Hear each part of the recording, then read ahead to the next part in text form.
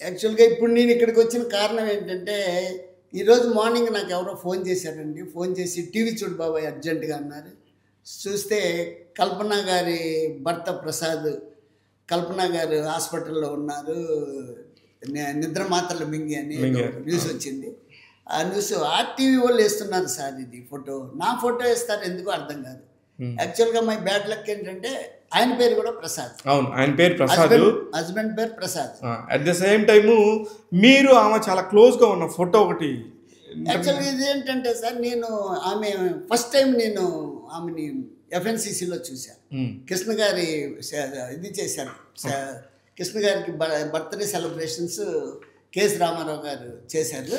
దానికి నేను ఫోటోలు తీయడానికి వెళ్ళి మన ప్రెస్ ఫోటోగ్రాఫర్ ఎవరో ఒకళ్ళు ఫోటో తీశారు. ఓకే, ఆమెతో అందరు దిగుతుంటే నేను ఫస్ట్ టైం ఆమె చూడటమే ఫస్ట్ టైం నేను ఓకే ఓ ఫోటో దిగా. ఓకే, ఆ ఫోటో వైరల్ అయిపోయింది. వైరల్ అయిపోతే 4 years 5 years బ్యాక్ నుంచి వస్తుందండి ఇది. అవును, హెడ్ లైన్ కూడా పెట్టారా? ఓకే, ఆర్టీవీలో వస్తుంది. ఆర్టీవీలో ఈ రోజు వచ్చిందండి. మంచిగానే వేశారు హెడ్డింగ్. భర్త ప్రసాద్ పైనే పోలీసులు అనుమానం, అది నీ ఫోటో పెట్టి. కానీ ఇది ఇది ఇది అవాస్తవము.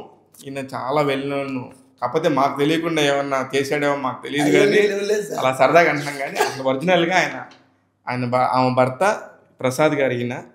ఇవి కూడా ఆయన కూడా మరి ఆమె ఇలాగా ఇదంతా ఎందుకు జరిగింది, ఏంటి జరిగింది అనే దానికి నేను ఒక్క నిమిషం కంక్లూజన్ చెప్తాను. మంగళవారం ఉదయం ఆమె కేరళ నుంచి వచ్చి నిజాంపేటలోని ఆమె విల్లాస్ ఉంటాయి అక్కడ, ఆ వెర్టెక్స్ విల్లాస్ అని ఉంటాయి. ఆ వెర్టెక్స్ విల్లాస్లో ఉంటుంది. పలానా విల్లా నెంబర్లో వెళ్ళి తలుపేసుకొని చక్కగా టాబ్లెట్స్ వేసుకున్నారట. కానీ ఆ సంబంధికులు వాళ్ళందరూ కూడా ఫోన్ చేస్తే ఎవ్వరి ఫోను లిఫ్ట్ చేయకపోవడంతో అనుమానం వచ్చి ఆమె ఇంటికి వెళ్ళారు.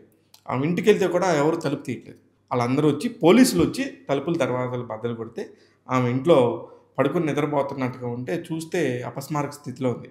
ఎంతమంది లేపినా లేకపోవడంతో నిజాంపేటలోని హోలిస్టిక్ ఆసుపత్రిలో చేర్చారు. ఇది జరిగిన స్టోరీ.